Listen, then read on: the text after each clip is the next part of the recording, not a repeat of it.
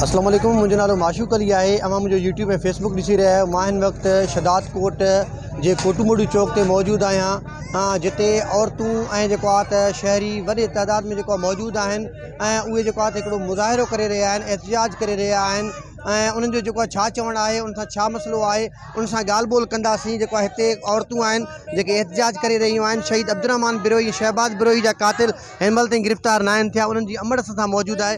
अमित छा जे करे एहतिजाज कयो था? पुलिस छा अमल न पई करे? अञा ताईं अबा पुलिस गिरफ़्तार नथी करे। 2 महीना थी विया आहिनि, 3 महीनो शुरू थी वियो आहे। दिलासा थी ॾे, पुलिस बिकियल आहे, SHO बिकियल आहे, DSP बिकियल आहे, सभिनी पैसा वरिता आहिनि, SP बिकियल आहे, उन्हनि बि पैसा वरिता आहिनि। सरेआम कातिल जेके आहिनि घुमनि था फिरनि था, कुझु बि न थियो आहे हिन वक़्त ताईं। मुंहिंजा बच्चा ईअं क़तल थी विया, सरेआम क़तल थिया। अगरि चाहे त पुलिस छो नथी भला कुझु नथी करे सघे? कुझु बि करे सघे थी। उन्हनि खे पुलिस सां तव्हांजी गुज़िरियल भेरे तव्हांजी ॻाल्हि ॿोल थी, तव्हां खां टाइम फ्रेम जेको वरितो हुयो त असां कुझु ॾींहंनि में गिरफ़्तार कंदासीं, पोइ उहो मामिलो किथे पहुतो? कुझु बि न कयईं। असांखे आसिरे में रहाईं, पोइते रहाईं, कुझु ॾींहं असांखां वठी करे बसि उन्हनि पैसा वरिता आहिनि। उहे जेके आहिनि न पैसा वठी करे असांखे उन बसि दिलासे में रखियो, कुझु बि न कयईं। तव्हांजे हिन केस में नामज़द जवाबदार घणा आहिनि ऐं घणा हिन महिल ताईं गिरफ़्तार थिया आहिनि ऐं जेके हक़ी जेके ॾोहारी आहिनि उहे कहिड़ा आहिनि? इम्तियाज़ ऐं एजाज़ आहिनि, हक़ी ॾोहारी इहे आहिनि, उहे गिरफ़्तार थियनि न थिया आहिनि। जीअं तव्हां अमड़ जूं ॻाल्हियूं ॿुधियूं, हिन जो इहो चवणु आहे त पुलिस गुज़िरियल भेरे बि असांखे जेको टाइम ॾिनो हुयो, उन टाइम ॾियण जे बावजूदि जेको आहे उहे जवाबदार गिरफ़्तार न आहिनि थिया। समाजी अॻवान असां सां अॼु शानुल गॾु आहे। अॼु तव्हांजो छा चवणु आहे? तव्हां काफ़ी स्ट्रगल कयो पिया हिन मामले में जेको आहे बदकिस्मती सां असां अहिड़े दौर में रहूं था। आहे त नाले में जदीद दौर, पर पुलिस इंतज़ामिया हिकु करप्ट SSP असांजे ज़िले में विहारे, जिते अमन अमान न आहे, जिते इंसानी जानियूं तहफ़ुज़ न आहिनि। त उनजो इहो ई आहे त असांजो हिकिड़ो ई मुतालबो आहे, करप्ट SSP खे हटायो। ऐं 2 महीननि खां लगातार मुसलसिल हिकु मां SHO जे दर ते वञे थी, SSP खे मुसलसिल फ़ोनूं करे थी, पर उन्हनि कुझु टाइम पीरियड असां खां मतिलबु ॾांहुं में रखी करे मोहलत वठी करे पोइ बि माना उहा अम्मा फ़ोनूं खणे थो, हाणे उहे कॉल रिसीव नथा कनि। त उन्हनि सिधी ॻाल्हि आहे, उन्हनि पैसा वरिता आहिनि, उहे खपियल आहिनि, उहे करप्ट आहिनि। तॾहिं हिकु माउ जेका मुसलसिल लगातार रोडनि ते वेहे थी, सरापा एहतिजाज आहे, उन सां इंसाफ़ कोन थो थिए। हिकिड़ो कातिल बि गिरफ़्तार न आहे थियो। ऐं वॾी ॻाल्हि आहे त जेकॾहिं उन्हनि जो पंहिंजो पुलिस इंतज़ामिया आहे न, असां मतिलबु शदाद कोट में उन्हनि जो क़त्लेआम थिया, उन्हनि जा कातिल गिरफ़्तार न थिया आहिनि। कुझु टाइम शहीद अमानुल्लाह बिरोही क़तल थियो आहे। हिन शदाद कोट शहर खे हिकिड़ो मतिलबु खून रेज़ी जे वर चाढ़ियो वियो आहे। वॾी महिरबानी। अॼु इहो चवणु इहो आहे त SSP कंबर शदाद कोट करप्ट आहे, पुलिस इंतज़ामिया करप्ट आहे ऐं ॿिया बि अॻवान मौजूदु आहिनि। अदा छा था चओ, पुलिस छा जे करे तावन न पई करे?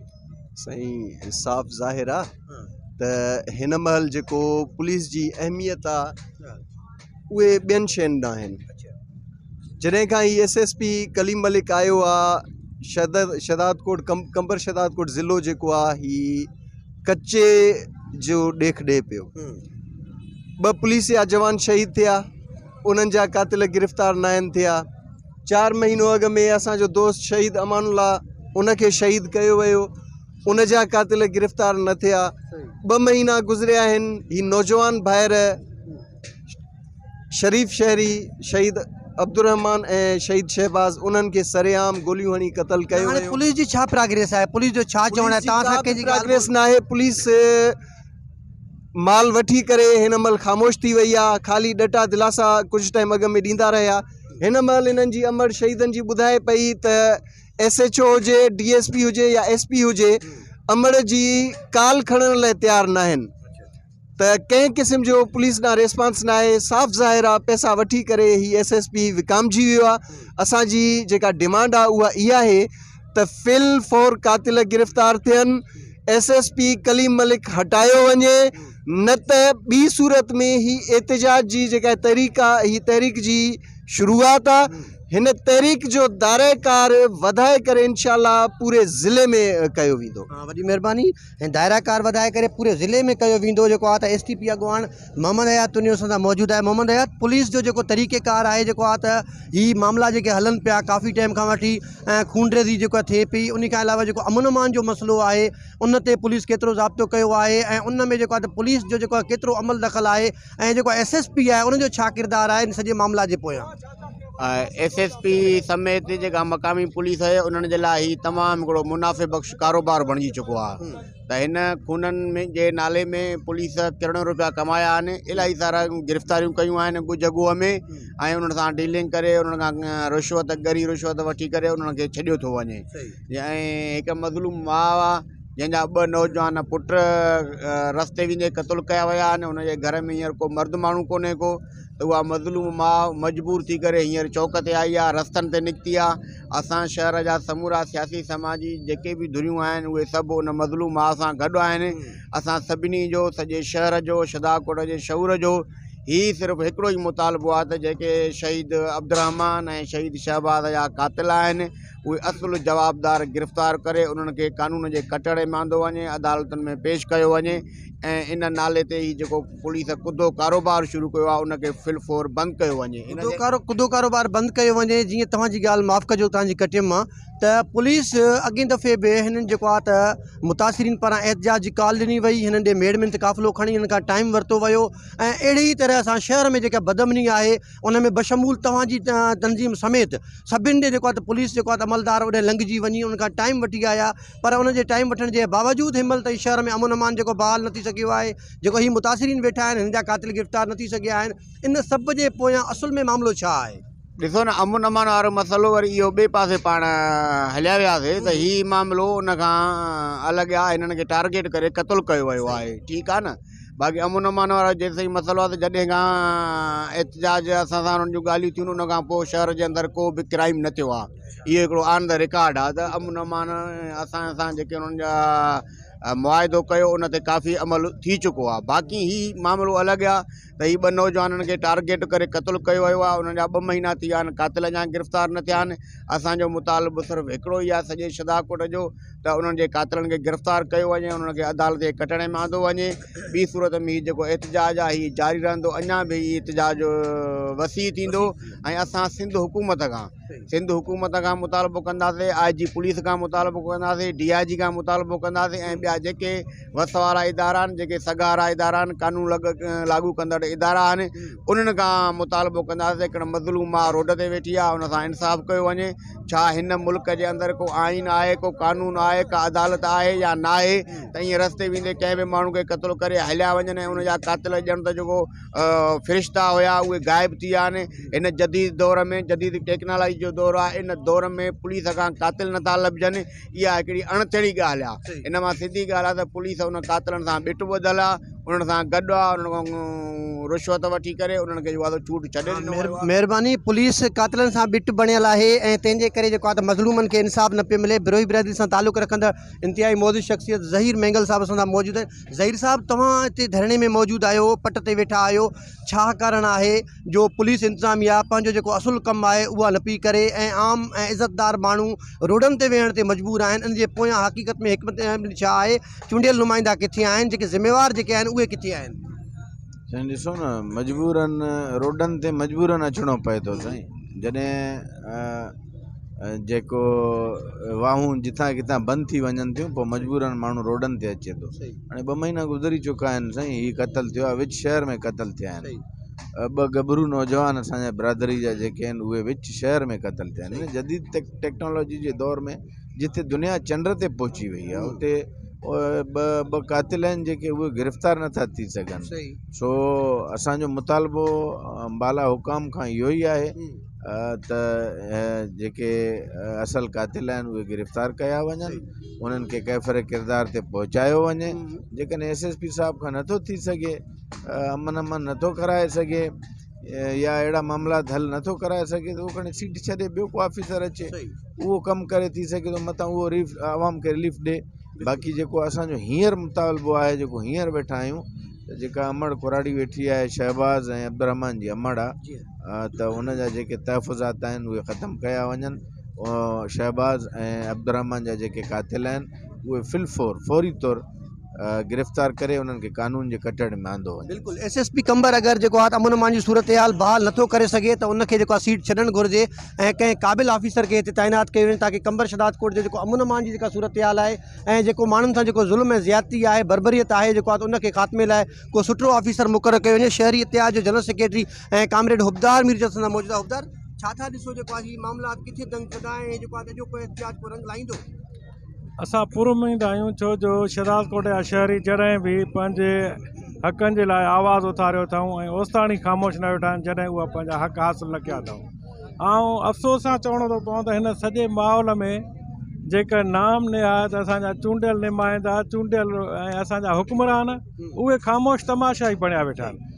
को बि जेको आहे उन्हनि खे माना शहर जे माण्हुनि सां न का हमदर्दी आहे, न को उन्हनि खे अहसासु आहे, न को उन्हनि खे दर्द आहे त शहदाद कोट में ॾींहं ॾिठे नौजवान क़तल कया था वञनि, उन ते असांजो चूंडियल नुमाइंदो लफ़्ज़ ॻाल्हाइण लाइ तयारु न आहे। हुकुमरान जेके पीपल्स पार्टी वारा वेठा आहिनि उहे ॻाल्हाइण लाइ तयारु न आहिनि। अॼु बि तव्हां ॾिसो हिते शहदाद कोट जा सभु शऊरमंद माण्हू वेठा आहिनि, पर पीपल्स पार्टी जा माण्हू तव्हांखे न उहिदेदार को नज़र न ईंदो। एॾा ई नाल थी पिया आहिनि, एॾा जेको आहे माफ़ कजो, पाकिस्तान पीपल्स पार्टी सां वाबस्ता जेके माण्हू आहिनि भला शहदाद कोट जा शहरी न आहिनि छा भला उहे? मां ईअं थो सम्झां त हुननि वटि जेको आहे इहा इंसानियत का रही न आहे। पीपल्स पार्टी वारनि खे इहा ख़बर ई न आहे त हिन माउ जो दर्द छा आहे। हुननि खे इहा न्याणियुनि जो न एतिराम रहियो आहे, न शहर जो जेको आहे को दर्द रहियो आहे, न शहरनि जो जेको आहे को अहसासु रहियो आहे। अॼु हिकिड़ी मज़लूम माउ पंहिंजे गभरू नौजवाननि जे लाइ दर दर वञी दहां थी ॾे, पर हिननि खे बेहयान खे एतिरो शर्म नथो अचे जेको आहे न चूंडियल नुमाइंदा ज़ाहिर आहिनि, न जेको आहे हीअ पीपल्स पार्टी जा जेके तालके जा उहिदेदार आहिनि, सिटी जा उहिदेदार आहिनि। सिर्फ़ु हिननि जो धंधो इहो आहे त करप्शन कयो, सिर्फ़ु हिननि जो कमु इहो आहे त पंहिंजा बंगला वधायूं, पंहिंजूं गाॾियूं वधायूं। मां त चवां त लानत आहे अहिड़े हुक्मराननि ते जंहिंखे हिकिड़ी मज़लूम माउ जो जेको आहे दर्द, उनजे पुटनि जो जेको आहे क़तल जो जेको आहे नज़र नथो अचे। उनजे करे असीं जेको आहे क़ौम परस्त शहरी इत्तेहाद वारा सभु शहदाद कोट जा शऊरत माण्हू एहतिजाज जारी रखियो आहे ऐं जारी रखंदासीं ओसिताणी न उथंदासीं जेसिताणी हिन न्याणी सां इंसाफ़ नथो थिए। लानत आहे अहिड़नि हुक्मराननि जे मथां ऐं अहिड़े ज़िम्मेवार जेको उहिदेदारनि जे मथां जेके हिन मज़लूम माउ जो दर्द नथा सम्झनि। हुबदार मीर जी ॻाल्हि में ऐं कंहिं बि रती बराबरि बि का जेको आहे त वधाउ कोन्हे। ऐं असां सां जेको आहे त शहरी अॻुवाणियुनि जेको आहे त हाजी खान भुट्टो, हाजी खान ही मामलात जेको ॾिसो पिया ॾींहों ॾींहुं वधंदा वञनि पिया, जेको आहे त पुलिस पारां जेको आहे त आम शहरियुनि सां कंहिं बि क़िस्म जो तामुन न पियो कयो वञे ऐं जेको आहे त कातिलनि जी गिरफ़्तारी जेको आहे न पई थिए, उनजे लाइ तव्हां छा चवंदव? अदा हाणे ॾिसो पाण था त शहर खे ईअं निंदण को कयो वियो आहे। पहिरियों त मां ॻाल्हाईंदुसि जेका असांजी पीपल्स पार्टी जी क़यादत आहे, चूंडियल जेके असांजा नुमाइंदा आहिनि, उहे इलेक्शन में त ईअं हिते ज़ाहिर हूंदा आहिनि ॼण माना हिकु घर जा भाती आहिनि। इलेक्शन थियण खां पोइ ईअं गुम थी वेंदा आहिनि जीअं ढोर जा मथियां ॾंद। सो हाणे चवण जो मक़सदु इहो आहे त MNA बि असांखे महिमान अदाकार तौरु ॾिनो वेंदो आहे, उहो बि हितां चूंडिजी अलाए काॾे हलियो वियो आहे, ज़ाहिर ई कोन्हे। MPA साहिबु जेको आहे सो उनजो को इंट्रस्ट ई न आहे। जेकॾहिं PP जी आला क़यादत जो इंट्रस्ट न हूंदो त पोइ SP जी मर्ज़ी आहे, पोइ उहो हर शइ पैसे ते थो करे। हितां जेको आहे सो ईरानी तेल किरास थो कराए। मां त बल्कि ईअं चवंदुसि त ही SP आहे ई हिते तेल विकिरो करण जे लाइ। मां IG साहिब खां घुर कंदुसि त असांखे हिन ज़िले में 2 SP मुक़ररु कया वञनि, हिकिड़ो जेको तेल जो वापारु करे, हिकिड़ो अमन अमान बहाल करे। तव्हां ॾिसो त हिते शहदाद कोट जे अमन अमान जी सूरत हाल केतिरी ख़राबु थी वई आहे। हर रोज़ को न को माण्हू हुर जे तरीक़े सां ज़ख़्मी आहे, को जेको आहे सो टारगेट किलिंग थो थिए, को जेको आहे सो खून थो कयो वञे।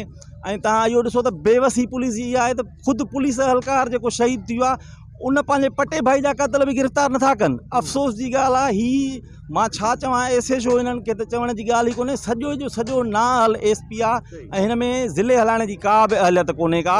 असांखे ख़बर पई आहे त ही 6 तारीख़ ट्रेनिंग ते वञे थो ऐं असां जेको सिंध जा हुकुमरान आहिनि उन्हनि खां सूबाई वज़ीर दाख़िला खां होम सेक्रेटरी खां घुर कंदासीं त महिरबानी करे ही SP जीअं ट्रेनिंग ते वञे त हिनखे हेॾे न मोटायो, हिनखे हेॾां काॾे रखो या कंहिं तेल वारे बार्डर ॾे रखोसि त तेल बेल किरासिन कराए। हे शहदाद कोट में अमन अमान कोन कराईंदो, न हिन जो को इंट्रस्ट आहे, न हिन जो को माण्हुनि सां हिन जो को भलाई जो इरादो आहे। जीअं त शहरनि जो चवणु इहो आहे त जेको SSP कंबर शहदाद कोट कलीम मलिक जेके आहिनि उन्हनि जो शहर जे अमन अमान सां, शहर जे मामलात खे हल करण सां को बि सरोकार कोन्हे। ऐं समाजी अॻुवान, शहरी अॻुवान सां गॾु सीनियर सियासतदान गैबी खान मुगेरी मौजूदु आहिनि, उन सां ॻाल्हि ॿोल कंदासीं। काफ़ी अरसे खां बाद में शहदाद कोट जी तहरीकुनि में जेको आहे त मौजूदु आहिनि। अस्सलाम वालेकुम। वालेकुम सर, तव्हांखे सभ खां पहिरियों त वेलकम चवंदा। काफ़ी अरसे खां बाद में तव्हां शहदाद कोट जी सियासत में जेको आहे त मौजूदु आहियो ऐं शहर जा जेके बरंदड़ मसइला आहिनि उन में मौजूदु आहियो। पुलिस जो छा किरदारु आहे हिन वक़्तु? सर वॾी महिरबानी, मां शुक्र, पर मां उमिरि ते वियोसि, राति आयो आहियां मां हिते। हे अमर जो 2 पुट शहीद थिया आहिनि। शहदाद कोट में जेका बदअमनी मां सोशल मीडिया ते ॾिसंदो हुउसि या TV अख़बारनि में, हिन महीने ॾेढ में ॾाढी बदअमनी वधी वई आहे। पर असांखे तो पीपल्स पार्टी ते अफ़सोस आहे MNA भी पीपल्स पार्टी जो आहे, MPA भी पीपल्स पार्टी जो आहे, उहे जीअरे ॼण मरी विया आहिनि। त लॉ एंड ऑर्डर तव्हां को सुठो सूबेदार रखो, सुठो DSP रखो जेको लॉ एंड ऑर्डर ते कंट्रोल करे, पर हिते रोज़ मोटरसाइकिल फुर, मोबाइल फुर, पर हिननि खे त सम्झ में नथो अचे त छा हेॾो पैसे वारा आहिनि।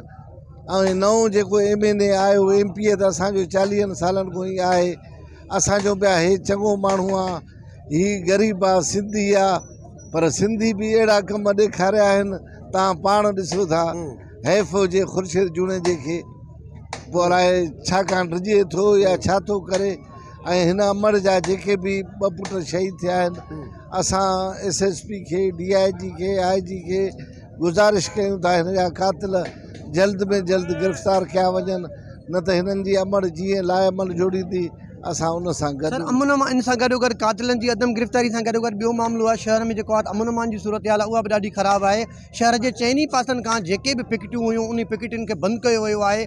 पुलिस नफ़री ख़बर न आहे काॾे सुलेमानी टोपी वांगुरु गुम थी वई आहे जेको आहे। सर, ही पुलिस खे तक़रीबन महीने में अधु पघार वठी हुननि खे छॾे था ॾियनि। अच्छा, माना वीज़ाउनि ते मोकिलियो वीज़ा ते तव्हां तक़रीबन तव्हांजी साफ़ इहो वञी लिस्ट ॾिसो, लाइन में ॾिसो या हिते ॾिसो। हाणे जेका पुलिस लाइन में वॾा मुंशी 4 रखिया अथनि, अॻ में हिकिड़ो रखंदा, हाणे हफ़्ते हफ़्ते ते माना जेको उगाड़ी करे हफ़्ते हफ़्ते खाए सिफारिशी कल्चर आहे। हिते पीपल्स पार्टी ॿियो हे ज़िलो जेको असांजो लाड़काणे खां अलॻि थिया ऐं कंबर शहदाद कोट, हीउ निंधड़को ज़िलो आहे, हीउ नवाबी ज़िलो आहे। हीउ ग़रीबनि जो त हिते को ना निशान कोन्हे। हाणे ग़रीबनि खे बि निकिरणो पवंदो, जेसि ताईं ग़रीब न निकिरंदा हीउ लॉ एंड ऑर्डर ॾींहों ॾींहुं अञा ख़राबु थींदो, वधंदो वेंदो। त असां इन जे लाइ, मां बि नओं आयो आहियां, कोशिशि कंदासीं, लाइअमल जोड़ींदासीं, साफ़ इंसाफ़ समाजी अॻुवाननि सां गॾु थी कुझु न कुझु शहर जे लाइ कोशिशि असांजो कमु आहे, कंदो त सभु आला। वॾी महिरबानी सर। निंधड़को ज़िलो कंबर शहदाद कोट आहे, नवाबी ज़िलो कंबर शहदाद कोट आहे, जंहिंजे करे जेको आहे हितां जा जेके मामलात आहिनि उहे हल थियण जो नालो ई न पिया खणनि। ऐं जेको आहे अमन अमान जी जेका सूरत हाल आहे उहा ॾींहों ॾींहुं ख़राबु थींदी पई वञे। SSP कंबर शहदाद कोट जेको एहतजाज कंदड़ जेके शहरी आहिनि उन्हनि जो चवणु आहे त अमन अमान जी सूरत हाल बहितर करण जे बजाए सिर्फ़ु ऐं सिर्फ़ु कारोबार करे रहियो आहे। जेका मक़ामी पुलिस आहे उहा भताखोरी में, मंशियात जी अॾनि मां, जुआ जी टिकरियुनि मां, उतां खां वसूली करण में जेको आहे पूरी आहे। तंहिंजे करे जेको आहे त हीअ बेगुनाह जेके 2 छोकिरा जेके शहीद थिया आहिनि बिरोही बिरादरी सां तालुक़ु रखंदा, उन्हनि जी अमर जेको आहे हिते काफ़ी अरसे खां वठी सरापा एहतजाज आहे। गॾोगॾु कंबर शहदाद कोट ज़िले में जेको अमन अमान जी सूरत हाल आहे उहा बि तमामु घणी ख़राबु आहे। हिननि मुतालबो कयो आहे वस वारनि खां जेको आहे फौरी तौर ते नोटिस वठी SSP कंबर शहदाद कोट कलीम मलिक खे हटाए ऐं जेको हीअ एहतजाज कंदड़ जेके धुरियूं आहिनि ऐं हिननि खे जेको आहे त माना जेको आहे पूरे तरीक़े सां हिननि जा जेके कातिल आहिनि उनखे गिरफ़्तार कयो वञे। शहर में जेको अमन अमान जी सूरत हाल उनखे बहितर कयो वञे। ऐं मुंहिंजो YouTube चैनल आहे माशूक खोसो ऑफिशियल नाले सां, उनखे वधि खां वधि सब्सक्राइब कयो, बेल आइकन जो बटन आहे उनखे दबायो। मुंहिंजो सोशल मीडिया ते पेज आहे माशूक अली खोसो नाले सां, उनखे लाइक कयो, कमेंट कयो, शेयर कयो। जेके अपडेट आहिनि तव्हां ताईं पहुची सघनि। वॾी महिरबानी।